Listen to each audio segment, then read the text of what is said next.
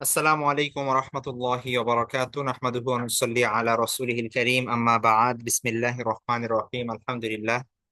আল্লাহ সুবহানাহু ওয়া তাআলার অশেষ মেহেরবানি যে আমরা আমাদের কবিরা গুনাহ পরিচিতি পরিত্রাণ কোর্সের আজকে 17তম সেশনে জয়েন করেছি।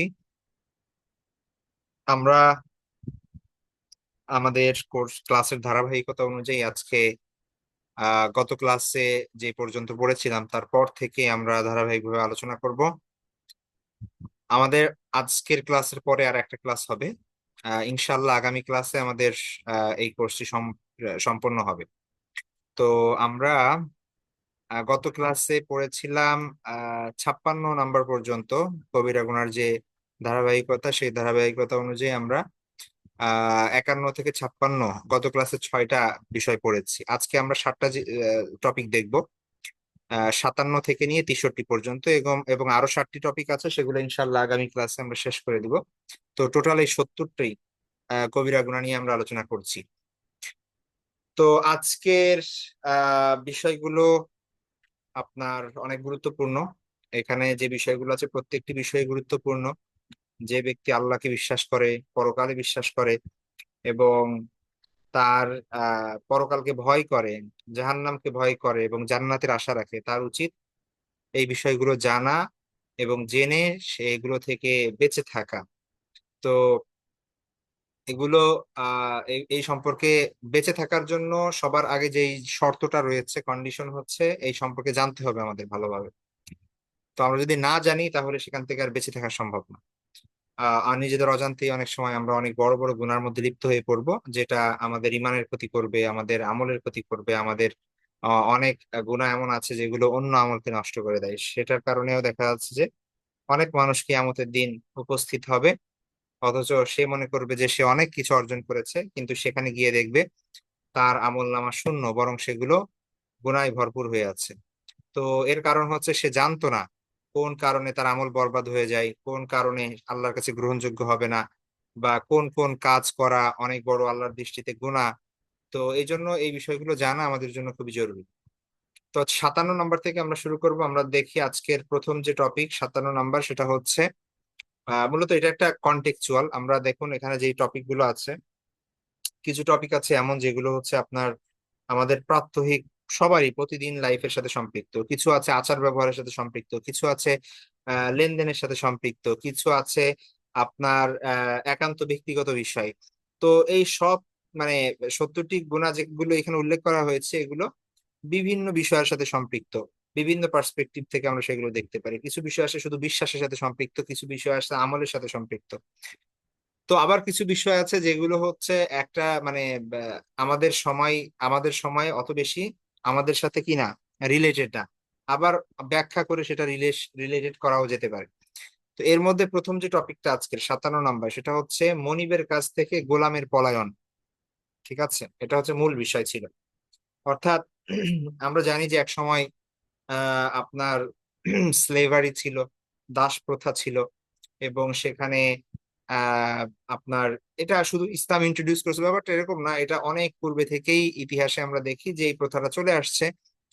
বিশেষ করে যুদ্ধ, কোনো যুদ্ধ সংগঠিত হওয়ার পরে যুদ্ধবন্দী যারা হতো, অর্থাৎ যারা পরাজিত হয়েছে, তারা যখন যে বিজয়ী দলের সৈন্যবাহিনীর হাতে যখন পাকড়াও হতো, তো এদেরকে এখন কি করবে? এক হয়তো বা এদেরকে হত্যা করে ফেলবে, অথবা এদেরকে দিয়ে কাজ করাবে, দাস বানাবে, এই আর কি। তো এটা ইউনিভার্সাল একটা প্র্যাকটিস ছিল যে যুদ্ধবন্দী যারা ছিল তাদেরকে মূলত দাস বানানো হতো। অর্থাৎ এরা গোলাম হিসেবে স্বীকৃত ছিল, এবং তার কাজ হচ্ছে যে তার মালিক তাকে যেভাবে বলবে সে সেভাবে কাজ করবে। ইসলাম সেই সময়ে ইসলাম যখন আসে তখন এটার ব্যাপক প্র্যাকটিস চলছে। তো ইসলাম এসে যে জিনিসটা করে সেটা হচ্ছে বেসিক যে হিউম্যান রাইটস আছে, বেসিক যে একজন মানুষের সম্মান, একজন মানুষের যে আপনার মানে মৌলিক যে চাহিদা, সেগুলো যেন সবকিছু ঠিকঠাক থাকে, ইসলাম সেই জিনিসটা আপনার করতে বলে। ইসলাম এসে মানুষকে বলে যে তোমার যদি একজন দাস থাকে, গোলাম থাকে, তাহলে কি করো? তুমি যা পড়ো তাকে তা পড়াও, তুমি যা খাও তাকে তা খাওয়াও। ঠিক আছে, তাকে তার উপর এমন বোঝা চাপিয়ে দিও না যে সে তার জন্য কষ্টকর হয়, তার জন্য যদি কোনো কিছু কষ্টকর হয়ে যায় তাহলে তুমি হেল্প করো। এটা তো আছেই, অর্থাৎ একজন গোলাম যদি থাকেও আপনার, আপনি তার সঙ্গে নিজের ভাইয়ের মতো আচরণ করতে হবে।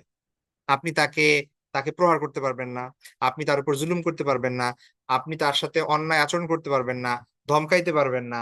আপনি নিজে যা খাবেন তাকে তাই খাইতে হবে, নিজে যা পড়বেন তাকে সেরকম পড়াইতে হবে। তাহলে ব্যাপারটা বুঝতে পারছেন? তাহলে মানে কি দাঁড়ালো?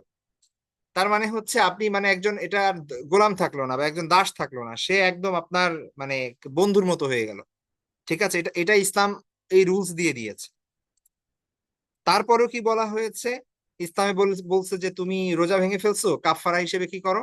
দাস আজাদ করে দাও। তোমার এই এই ওয়াদা ওয়াদা রক্ষা করো নাই, তাহলে কি করো?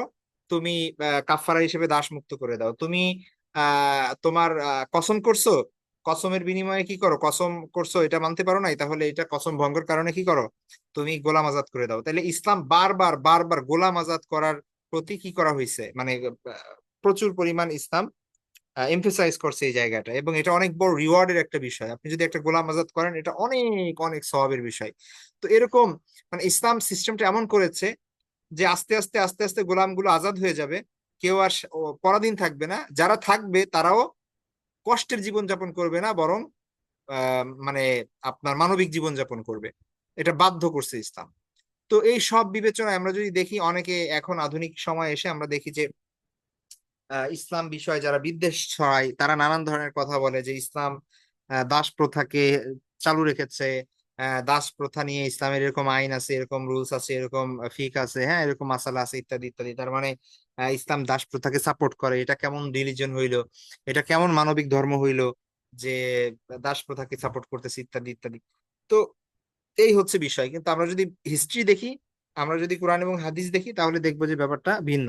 তো যাই হোক, একজন মনিবের, কেউ যদি একজন মনিব যদি থাকে, অর্থাৎ আহ কোনো মানুষের যদি দাস থাকে, তাহলে সেই দাসের সাথে মনিবের আচরণ যেরকম মানবিক হইতে হবে, ইসলাম এখানে যেরকম রুল করে দিছে, ঠিক তেমনি ভাবে দাসের উপর ইসলাম রুল করে দিছে যে তুমি কি করতে পারবা না?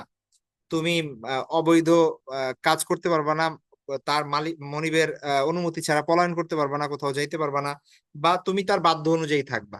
ঠিক আছে, ধরেন আপনি একটা অফিসে জব করেন, এখন আপনার কি আছে? আপনার কিছু বাইন্ডিংস আছে। এখন ধরেন বিশেষ করে স্পেশালি কিছু ধরেন স্পেশাল যে জব গুলো আছে, যেমন ধরেন সেনাবাহিনীতে কেউ জব করে, সেনাবাহিনীতে জব করা মানে কি? আপনি 24, এটা সিভিল কোনো আপনার জব না। সেনাবাহিনীতে জব করা মানে হচ্ছে আপনি মিলিটারি ফোর্সের অন্তর্ভুক্ত। তার মানে হচ্ছে আপনি 24/7 আপনি এই বাংলাদেশের জন্য বা একটা দেশের জন্য, একটা ডিফেন্স সিস্টেমের জন্য আপনি হচ্ছেন একটা সোলজার। যখনই ডাক দিবে আপনার যাইতে হবে, কিছু করার নাই। আপনি কোথাও যাইতে হলে আপনার অনুমতি লাগবে। আপনি ইচ্ছা চাইলেই আপনি বিদেশ ভ্রমণ করতে পারবেন না, আপনি চাইলেই আপনি অন্য কিছু করতে পারবেন না। অনেক বিধিনিষেধ আছে এখানে। ঠিক আছে, এখন এই জিনিসগুলো কি আমরা খারাপ দৃষ্টিতে দেখি? এখন এই জিনিসগুলো কি আমরা দেখি যে না এটা তাদের উপর অন্যায় হয়েছে? এটা তো বলাই আছে যে তাদের জন্য এই রুল স্পেশালি করা হয়েছে। ঠিক আছে, এটার এটার কিছু মানে কারণও আছে। তো ঠিক তেমনি ভাবে একজন দাস যে, তার সাথে তার মালিকের একটা কি আছে, একটা আন্ডারস্ট্যান্ডিং আছে। এখন সব দাস যদি তার মালিকের অবাধ্য হয় এবং তারপরে পলায়ন করে চলে যায়, তাহলে সমাজে এমন একটা বিশৃঙ্খলা সৃষ্টি হয়ে যাবে যেখানে মানে বড় ধরনের ফিতনা তৈরি হবে।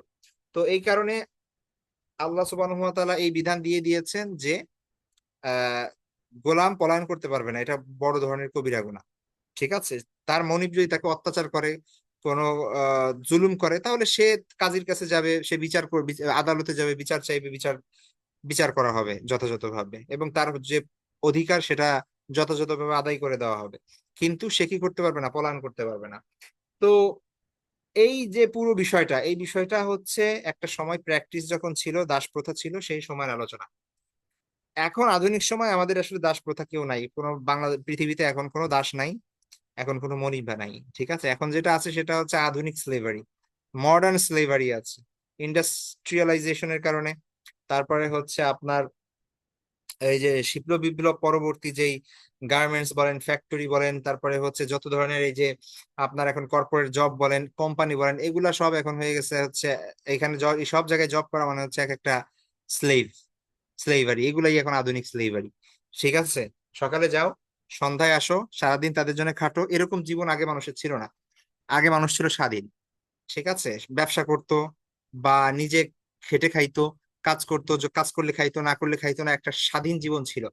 আধুনিক সময় এসে আমরা একটা মানে বাউন্ডারির মধ্যে পড়ে গেছি, নিজেদেরকে আমরা কি করে নিছি, আবদ্ধ করে নিছি। যাক, সেগুলো আলাদা বিষয়, ওগুলোর ভালো খারাপ বিভিন্ন দিক আছে।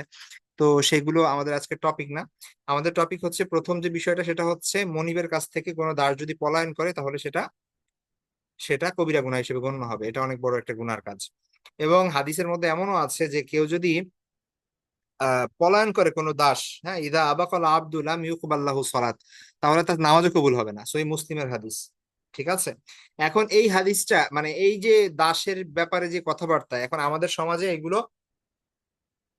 আপনার মানে কোনো অথরিটির ক্ষেত্রে বা কোনো কোম্পানির ক্ষেত্রে, কোনো হচ্ছে চাকরির ক্ষেত্রে প্রযোজ্য হবে কিনা, এটা একটা বিষয়। ঠিক আছে।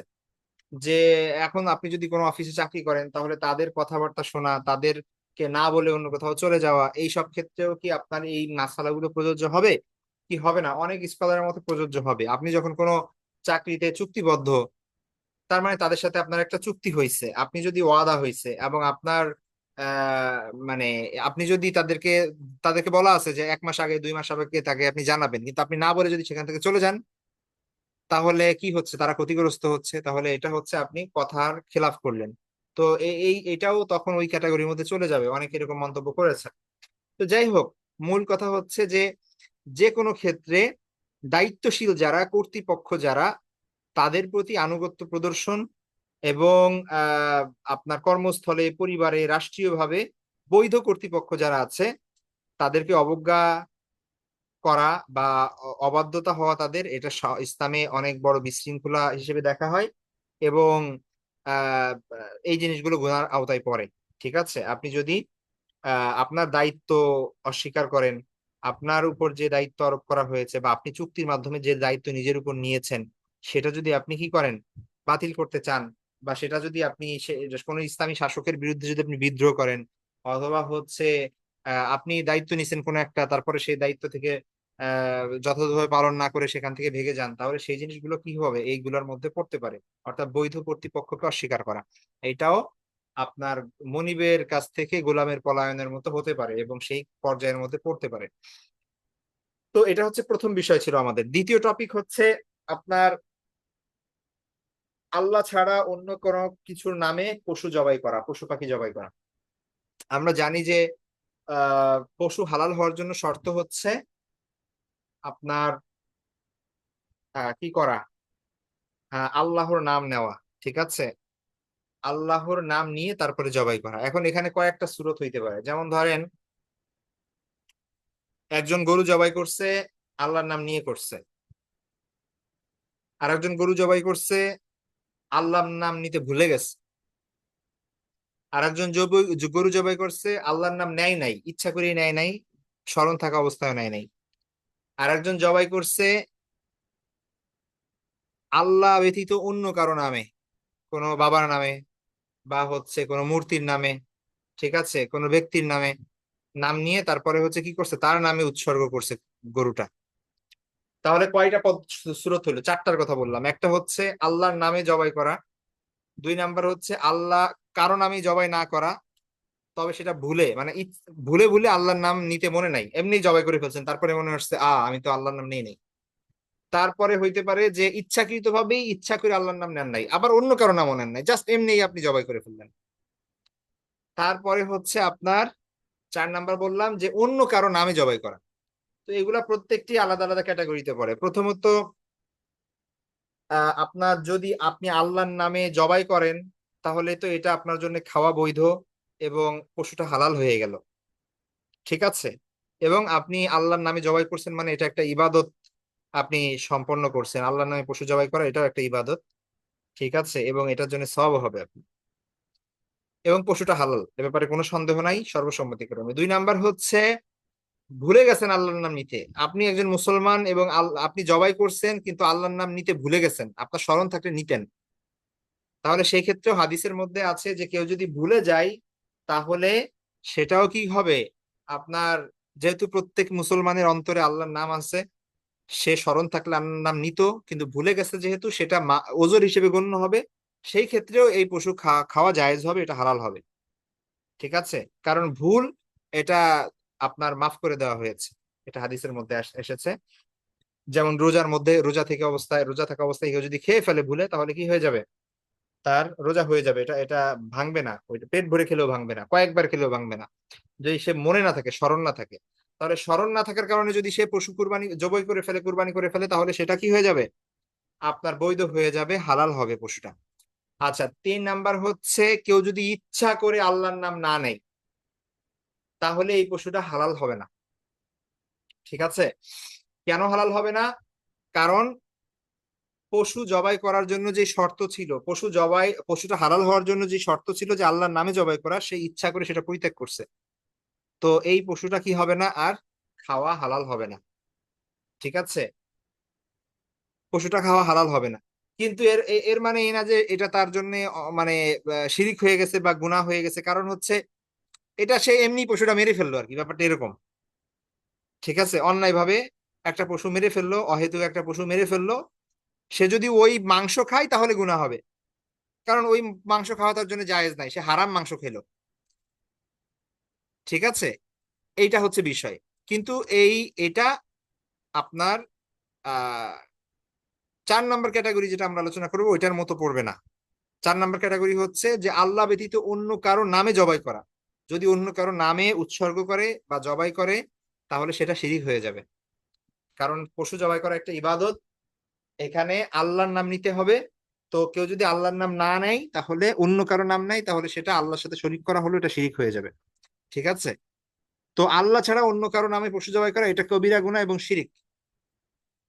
তাহলে 4টা জিনিস বললাম। একটা হচ্ছে যে আল্লাহর নাম নেওয়া জবাইয়ের সময়, এটা সর্বসম্মতিক্রমে এটা খাওয়া জায়েজ আছে, কোনো সমস্যা নাই।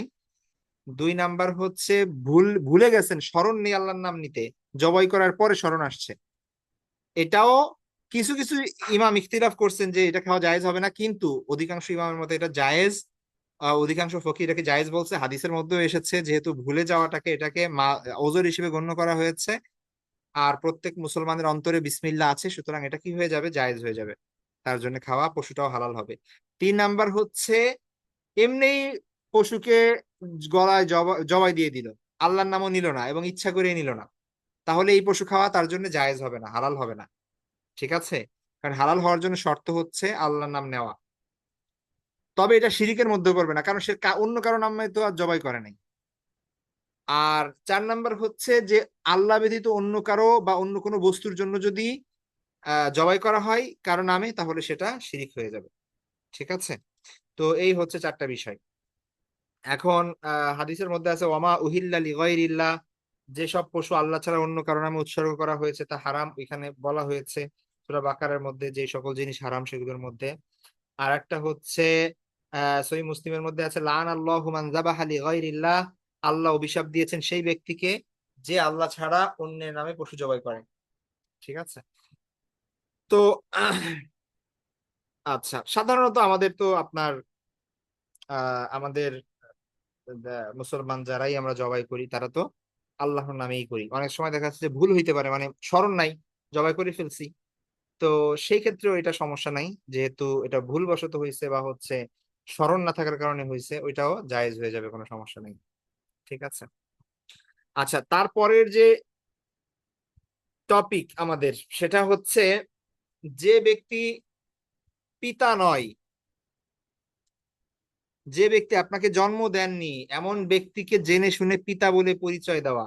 ঠিক আছে, পিতৃ পরিচয় দেওয়া ওই ব্যক্তিকে, যে সে আমার বাবা বা সে আমার পিতা, এইটা হচ্ছে আপনার কবিরা গুনাহ।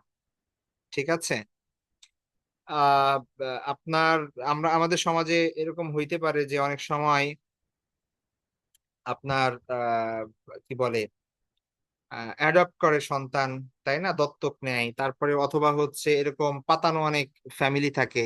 ঠিক আছে, খুব ভালো সম্পর্ক, তো তারপরে বাবা বলা শুরু করে। তো এমনি দেখা যাচ্ছে যে একজন মুরব্বী আপনার বাবার বয়সে, সেই হিসেবে আপনি কি করলেন, তাকে শ্রদ্ধা করে বলে বাবা বলে রাখলেন, সেটা সমস্যা নাই। ঠিক আছে, যে বাবা আপনি কেমন আছেন, এটা সমস্যা নাই। অথবা ধরেন আপনার শ্বশুরকে আপনি বাবা বলে ডাকলেন, এটা এটা একটা কালচারালি এবং সোশ্যালি এটা এটা সবাই জানে যে এটা আসলে আপনার বাবা না, কিন্তু এটা শ্রদ্ধার সাথে আপনি বাবা বলে ডাকেন তাকে। এইটা বলা হচ্ছে না এখানে, এখানে বলা হচ্ছে যে পিতৃ পরিচয় হিসেবে আরেকজনকে বাপ হিসেবে পরিচয় দেওয়া। ব্যাপারটা বোঝেন, দুইটা দুই জিনিস। একজন মুরব্বী, তিনি অসহায় অবস্থায় আছে, আপনি তাকে বাবা বলে ডাকলেন যে বাবা আপনার, আপনি কি ক্ষুধার্ত, বা এভাবে ডাকলেন, এই ডাকে কোনো সমস্যা নাই। এইটা সবাই জানে যে আপনি তাকে সত্যিকার অর্থে বাবা বলতেছেন। বা আপনার শ্বশুরকে আপনি যে বাবা ডাকতেছেন সেটাও কি বলছেন না, যে সে, আপনি এটা বোঝাচ্ছেন না যে সে আপনার জন্মদাতা পিতা। ঠিক আছে? এই জন্যে এইটা এখানে উদ্দেশ্য না, এখানে উদ্দেশ্য হচ্ছে যে বংশই চেঞ্জ করে ফেলা, বা হচ্ছে আপনার রক্তের সম্পর্কটাই আপনার আহ হয়ে যাওয়া। অনেক বাবা আছে যে তার পুত্রকে ত্যায্য করে, আবার অনেক ফ্যামিলি আছে যে অন্য একজনকে সন্তান হিসেবে গ্রহণ করে এবং তার উত্তরাধিকার বানায়, ইত্যাদি ইত্যাদি। এই যে যে সম্পর্কগুলো, ঠিক আছে, নিজের আসল বাবার পরিচয় না দিয়ে অন্য কাউকে পিতা হিসেবে স্ট্যাবলিশ করা, ঠিক আছে, এবং সবাইকে জানানো যে সে পিতা আপনার, এবং সবাই এটা মনে করবে যে সে আপনার জন্মদাতা পিতা, ঠিক আছে, বা তার সাথে রক্তের সম্পর্ক, এখানে এটা নিষেধ করা হয়েছে। ঠিক আছে, এটা এটা সুস্পষ্ট ভাবে এটা নিষেধ। দুইটা দুই জিনিস, হ্যাঁ, এই জন্য ভালো করে মনে রাখবেন। তো রাসূল সাল্লাল্লাহু আলাইহি ওয়াসাল্লাম যায়েদ ইবনে হারিসাকে, যায়েদ ইবনে হারিসার ব্যাপারে আপনারা হয়তো জানেন, যায়েদ ইবনে হারিসা হচ্ছে মূলত আহ গোলাম ছিলেন। খাদিজা রাদিয়াল্লাহু তাআলা আনহা তাকে কিনেছিলেন, এবং পরে খাদিজা রাদিয়াল্লাহু তাআলা আনহা যখন আপনার বিবাহ হয় আল্লাহ রাসূল সাল্লাল্লাহু আলাইহি ওয়াসাল্লামের সঙ্গে, তখন আল্লাহ রাসূল সাল্লাল্লাহু আলাইহি ওয়াসাল্লামকে খাদিজা রাদিয়াল্লাহু তাআলা আনহা গিফট করেছিলেন যায়েদ ইবনে হারিসাকে আল্লাহ রাসূল সাল্লাল্লাহু আলাইহি ওয়াসাল্লামের খেদমতের জন্য। তো পরবর্তীতে যাই হোক, অনেক একটা ঘটনা ঘটে যে জায়েদের বাবা মা, তারা পরবর্তীতে খোঁজ পায় যে জায়েদ এখানে আছেন। তারপরে হচ্ছে জায়েদকে নিতে আসেন তার বাবা মা। এটা হচ্ছে আল্লাহ রাসূল সাল্লাল্লাহু আলাইহি ওয়াসাল্লাম আহ এর কাছে সর্বপ্রথম ওহী যখন আসে, তারও আরো আগের কাহিনী, আরো 5-6 বছর আগের কাহিনী। ঠিক আছে? তো জায়েদ আল্লাহ রাসূল সাল্লাল্লাহু আলাইহি ওয়াসাল্লামের গোলাম হিসেবে ছিলেন, কিন্তু তো পরবর্তীতে যখন তার বাবা চাচারা আসে তাকে নিয়ে যাওয়ার জন্য, সে যেতে চায় না, সে বরং তার পৈতৃক ফ্যামিলি, তার নিজের রক্তের সম্পর্কের মানুষের কাছে না গিয়ে আল্লাহ রাসূল সাল্লাল্লাহু আলাইহি ওয়াসাল্লামের কাছে থাকাই পছন্দ করে। তো আল্লাহ রাসূল সাল্লাল্লাহু আলাইহি ওয়াসাল্লাম তার এই বিষয়টা দেখে ঘোষণা দেন যে আজ থেকে জায়েদ মুক্ত, এবং সে আমার সন্তান আজ থেকে। এবং আরো বেশি সময় কালচার ছিল, তো পালক পুত্র হিসেবে গ্রহণ করা। তো আল্লাহ রাসূল সাল্লাল্লাহু আলাইহি ওয়াসাল্লাম জায়েদ রাদিয়াল্লাহু তাআলা আনহুকে পালক পুত্র হিসেবে গ্রহণ করেন সেই সময় থেকে, এবং বলেন যে জায়েদ আমার উত্তরসূরি হবে, ওয়ারিস হবে, এবং মানে আসল পিতা পুত্রের মতো যেরকম সম্পর্ক সেরকম হবে। তো এবং জাহেলি যুগে এই নিয়ম ছিল যে কেউ যদি আপনার পালক পুত্রকেও আসল পুত্রের মতো ধরা হইতো আর কি, সে ওয়ারিশ হইতো, এবং পালক পুত্রের সন্তান, পালক পুত্রের ওয়াইফ পরবর্তীতে এর জন্য হারাম ছিল, ইত্যাদি ইত্যাদি বিভিন্ন বিষয় ছিল আর কি। মাহরাম নন মাহরামের বিষয় ওই সময় তো আসলে তোয়াক্কা করতো না মানুষ, বা ওই সময় ছিল না এই বিষয়গুলো। ইসলামের বিধান তো আস্তে আস্তে পরে আসছে। তো সেই সময় থেকে মানুষ জায়েদকে জায়েদ ইবনে হারিসা না বলে জায়েদ ইবনে মুহাম্মদ বলে ডাকতেন। ঠিক আছে? তো জায়েদ ইবনে মুহাম্মদ, এইটা সব সাহাবী পরবর্তীতে এটাই জানতেন যে জায়েদ হচ্ছে জায়েদ ইবনে মুহাম্মদ। আল্লাহ রাসূল সাল্লাল্লাহু আলাইহি ওয়াসাল্লাম নবুয়ত পেলেন, জায়েদ ইসলাম গ্রহণ করলো, সর্বপ্রথম যারা ইসলাম গ্রহণ করেছে তার মধ্যে ছিল জায়েদ অন্যতম। তো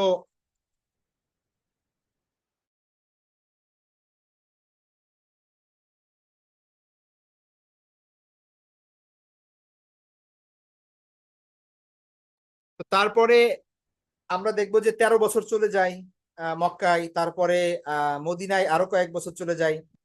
তারপরে গিয়ে আরো কত বছর যাওয়ার পরে প্রায় আপনার আহ মানে অনেক সাহাবী তারা জানতো না যে জায়েদের বাবা অন্য কেউ, তারা মনে করতো জায়েদের বাবা হচ্ছে আল্লাহ রাসূল সাল্লাল্লাহু আলাইহি ওয়াসাল্লাম, সবাই জায়েদ ইবনে মুহাম্মদ বলেই ডাকতেন।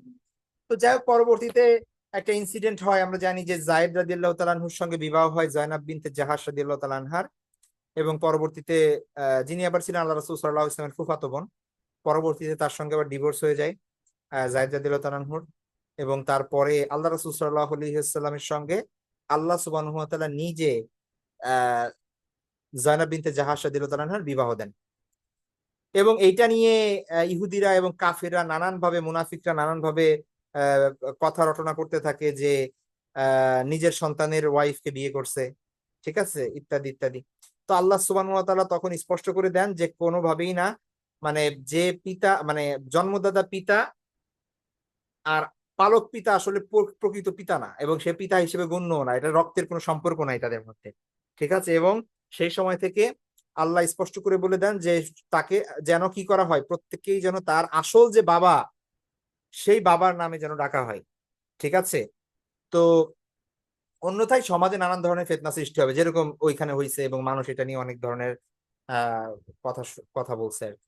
তো যাই হোক, তো সেই সময় মানুষ বুঝতে পারে যে ও জায়েদ হচ্ছে, জায়েদ মূলত তার বাবার নাম হচ্ছে হারিসা, জায়েদ ইবনে হারিসা, হ্যাঁ।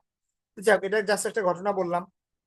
তো সামাজিক বিভ্রান্তি, উত্তরাধিকার, মাহরাম, বিবাহ, তারপরে তালাক, এই সংক্রান্ত নানান জটিলতা সৃষ্টি হয় যদি পালক পুত্রকে বা দত্তক নেওয়া সন্তানকে যদি কি করা হয়, আহ আসল পুত্রের মর্যাদা দেওয়া হয়, তাহলে নানান ধরনের সমস্যা হবে।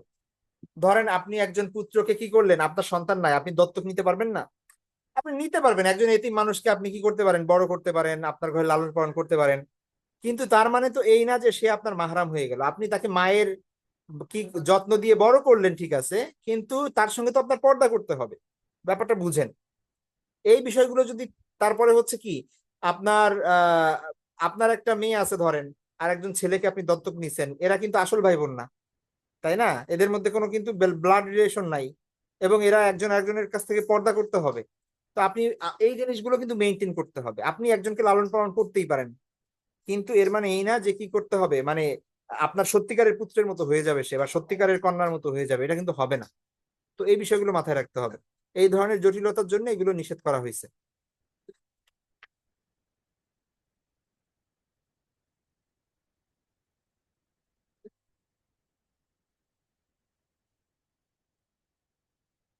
তারপর হচ্ছে আহ আচ্ছা, কোরআনের মধ্যে তো বলা হয়েছে উদুহুম লিআবাইহিম হুয়া আকসাতু ইনদাল্লাহ, তাদেরকে তাদের প্রকৃত পিতার নামে ডাকো, এটাই আল্লাহর কাছে অধিক ন্যায়সঙ্গত।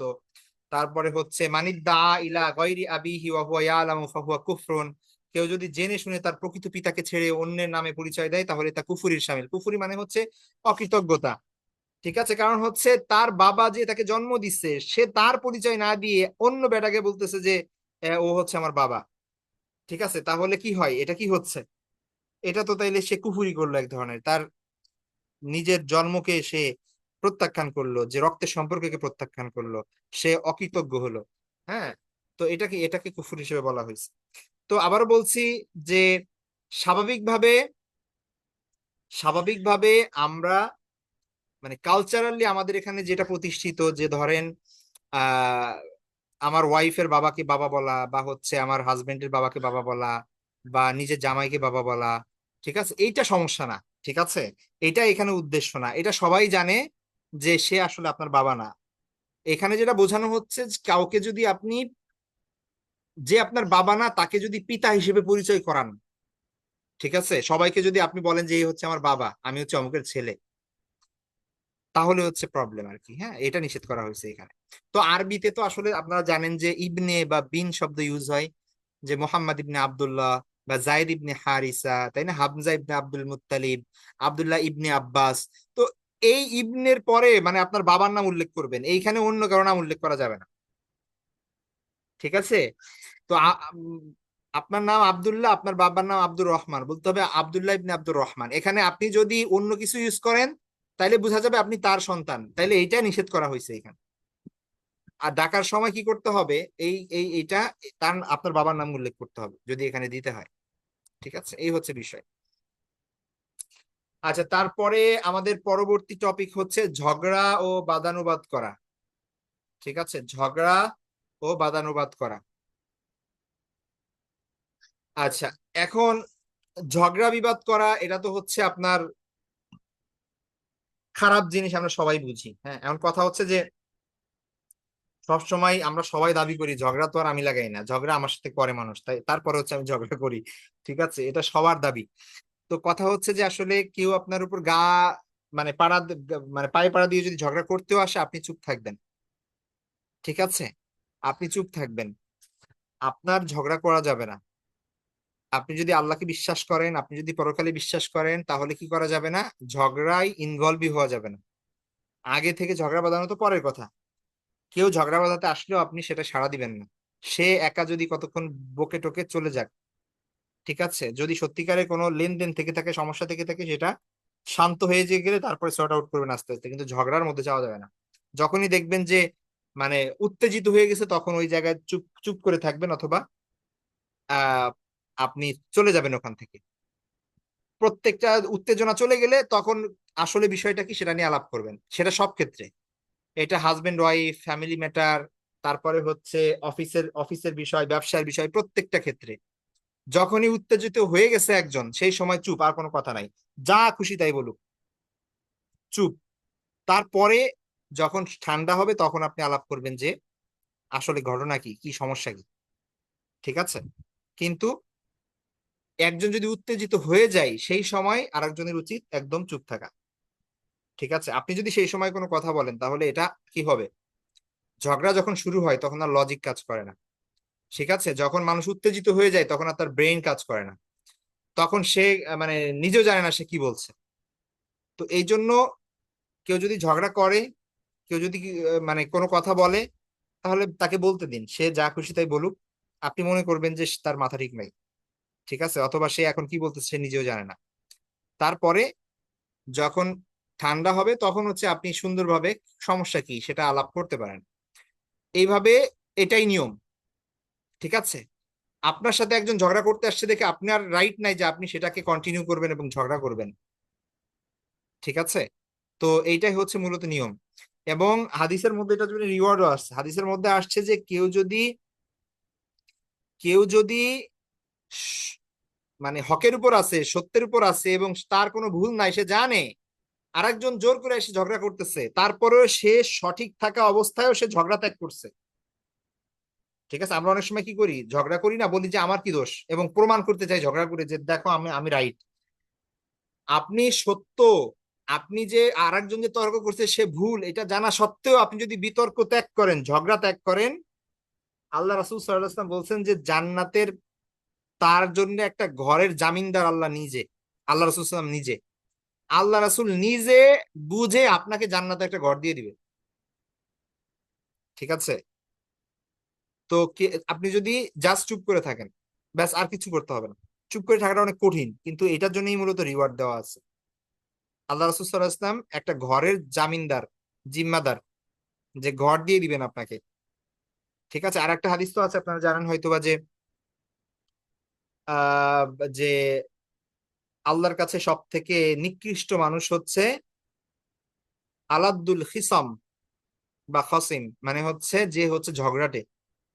ইন আবগাদাল্লাহি আহ আহ আবগাদান নাস ইনদাল্লাহি আলাদ্দুল খিসাব, সম্ভবত এরকম হাদিস আছে একটা, যে আল্লাহর কাছে সব থেকে নিকৃষ্ট ব্যক্তি হচ্ছে ওই যে ঝগড়াটে, ঠিক আছে। কথায় কথায় ঝগড়া বেঁধে যায় তার সাথে, সব জায়গায় বাজারে গেলেও তার সাথে ঝগড়া লাগে, রিক্সাওয়ালার সাথে তার সঙ্গে ঝগড়া লাগে, বাসে উঠলেও কন্ট্রাক্টরের সাথে সে ঝগড়া করবে, তার প্রতিবেশীর সাথে সে ঝগড়া করে।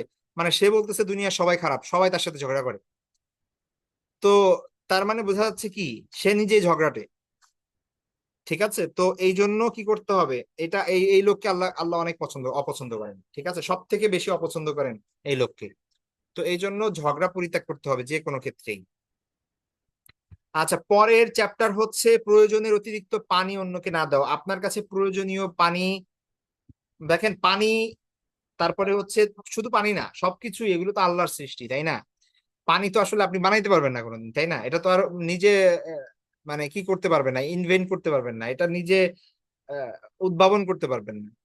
এটা হয় আকাশ থেকে পড়বে, অথবা মাটির নিচ থেকে উঠবে, সব আল্লাহর পক্ষ থেকে, অথবা নদী নালা দিয়ে বয়ে যাবে, এগুলো সব আল্লাহর পক্ষ থেকে, মানুষের কোনো এখানে ইয়াই নাই, ঠিক আছে। তো এইটা পুরোপুরি আল্লাহর দেওয়া। আল্লাহ অনেক জায়গায় পানি দেন না। হ্যাঁ, পুরো জাজিরাতুল আরবের মধ্যে কোনো নদী নালা নাই। আমাদের দেশে নদী নালা দিয়ে ভরে গেছে, মানে পানির কারণে মানুষ আরো অতিষ্ঠ, তাই না, বন্যা এসে সব নষ্ট করে দিয়ে যায়। তো এটা আল্লাহর ইচ্ছা, আল্লাহ যাকে ইচ্ছা পানি দিচ্ছেন, যাকে ইচ্ছা দেন নাই, কোথাও কম কোথাও বেশি, ঠিক আছে। এমন এমন কান্ট্রি আছে আফ্রিকাতে, যে অনেক দূর থেকে সকালে তারা পানি আনতে যায়, দুপুরে গিয়ে সেখানে পৌঁছে, তারপরে আবার বিকেলে এসে ফিরে আসে সেখান থেকে পানি নিয়ে।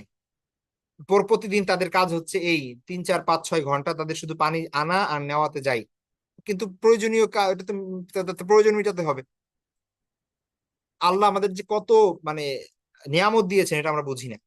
এখন কথা হচ্ছে পানির ক্ষেত্রে স্পেশালি বলা হয়েছে যে আপনার কাছে যদি পানি থাকে 2 লিটারের একটা, আপনি ধরেন একটা সফরের মধ্যে আছেন, আপনার কাছে 2 লিটার পানি আছে, আপনার এখন দরকার হচ্ছে অল্প একটু পানি খাইছেন ব্যাস, আবার পরে খাবেন, আপনি রেখে দিয়েছেন এটা স্টক করে, ঠিক আছে, আর একজন মানুষের পানি নাই, সে চাইলে আপনি দিতে বাধ্য।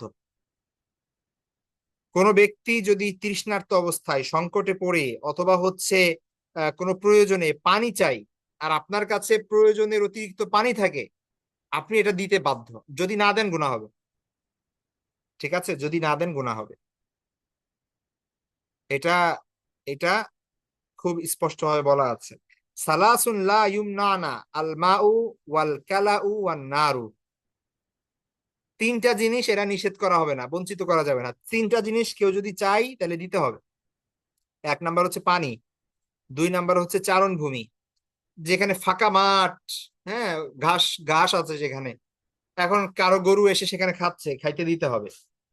হ্যাঁ, আপনি যদি এখানে নিজে ধান লাগান চাষ করেন সেটা আলাদা ব্যাপার, কিন্তু যেটা প্রাকৃতিক ভাবে যেটা হয়, ঠিক আছে, যেখানে আপনার কোনো সেচ দিতে হয় না, আপনার কি করতে হয় না, কোনো ধরনের কষ্ট করতে হয় না, এবং আপনি কিছু লাগান নাই, আপনার এমনি জমি পড়ে আছে চারণভূমি, ঠিক আছে, বিঘার পর বিঘা, অনেক গ্রামে এরকম থাকে না, পড়ে আছে, এবং সেখানে কি আছে, প্রাকৃতিক ভাবে ঘাস হইছে।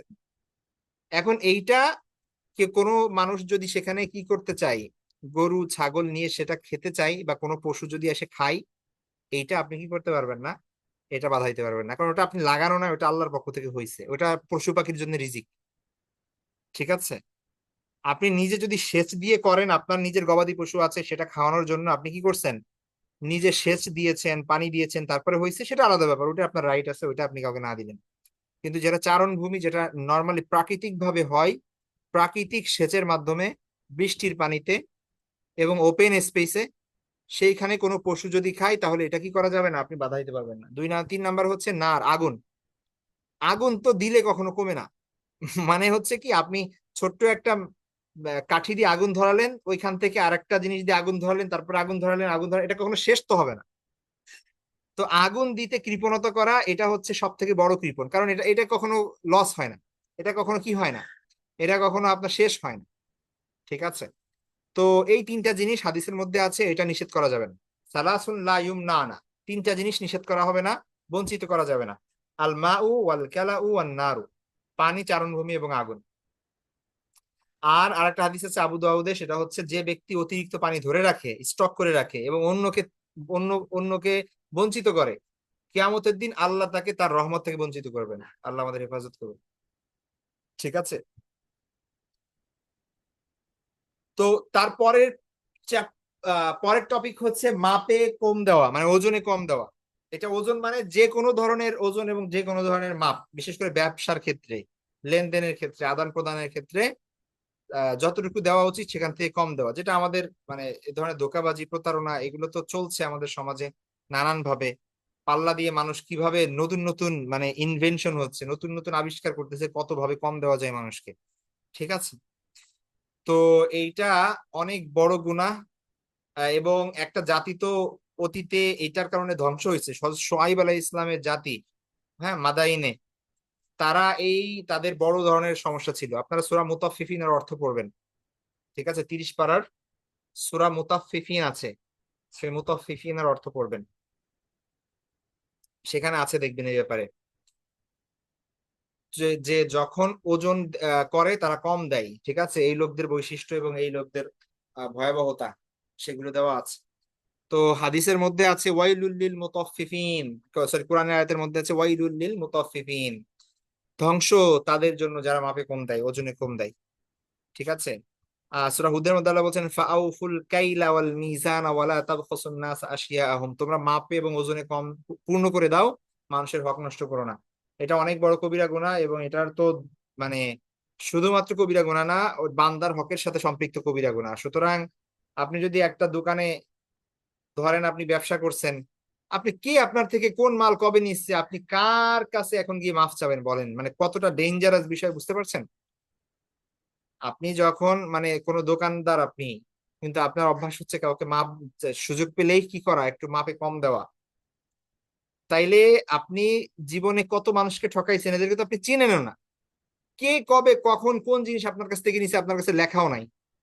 এখন আপনি, এরা যদি আপনাকে মাফ না করে তাহলে আল্লাহ মাফ করবে না। বান্দার হকের ব্যাপারে শর্তই হচ্ছে আপনার কি করতে হবে, আগে যে যার হক নষ্ট করছেন সেই হকটা আগে দিয়ে আসতে হবে, সেটা আগে পূরণ করতে হবে, তাই না? এখন আপনি কই যাবেন, কার কাছ থেকে মাপ চাইবেন আপনি বলেন দেখি? আপনি যদি একটা সময় এমন হয় মানে অনুতপ্ত হন, তাহলে কিছু করার নাই, মানে এমন কঠিন জিনিস এটা। এই জন্য এই ব্যাপারে আমরা সতর্ক থাকবো। তারপরে পরের টপিক হচ্ছে আল্লাহর আযাব ও গজব সম্পর্কে উদাসীন হওয়া। ঠিক আছে, আল্লাহর গজব সম্পর্কে উদাসীন হওয়া, এটাও একটা কবিরা গুনাহ। আল্লাহর আযাবের ভয় করা, আল্লাহর গজব সম্পর্কে সতর্ক হওয়া, আল্লাহ যেসব ব্যাপারে বলেছেন যে এই ব্যাপারগুলো আল্লাহ রাগান্বিত হন সেইগুলোকে ভয় করা, এটাও জরুরি, একজন মুমিনের জন্য জরুরি, অবশ্য কর্তব্য। আপনি যদি সেই ব্যাপারে উদাসীন হন, জাহান্নামের কথা শুনে আপনার কিছু আসে যায় না, আল্লাহর লাআনত আযাবের গজবের কথা শুনে আপনার কিছু আসে যায় না। ঠিক আছে, এই উদাসীন ভাবটাই এটা অনেক বড় একটা আত্মার ব্যাধি, এটা একটা কবিরা গুনাহ। ঠিক আছে।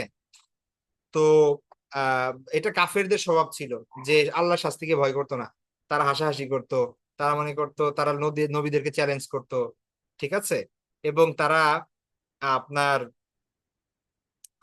কি বলে, আর মুমিনদের ব্যাপারটা যদি আমরা দেখি, সাহাবায়ে কেরামের আল্লাহর আয়াত যখন তেলাওয়াত করা হতো তাদের অন্তর কেঁপে উঠতো, তাদের অন্তর বিগলিত হতো, তারা তাদের চোখ অশ্রু সংবরণ করতে পারতো না। তো এইটা হচ্ছে একজন মুমিনের লক্ষণ। আর আপনার অন্তর যদি এমন হয় যে আল্লাহর আযাবের কথা শুনে কিছু আসে যায় না, গজবের কথা শুনে কিছু আসা যায় না, জাহান্নামের কথা শুনে আপনার কিছু আসে যায় না, পরকালে ভয়েও আপনাকে কোনো কিছু করতে পারে না, তার মানে বুঝতে হবে যে সিরিয়াস প্রবলেম, আপনার দ্রুত চিকিৎসা দরকার। ঠিক আছে, দ্রুত চিকিৎসা দরকার, সেটা মনে করতে হবে। তো মানে আত্মিক চিকিৎসা আর কি। তো এই জন্য আপনার আহ মানে মুমিনের গুণাবলী অর্জন করা, এটা খুব জরুরি আমাদের জন্য।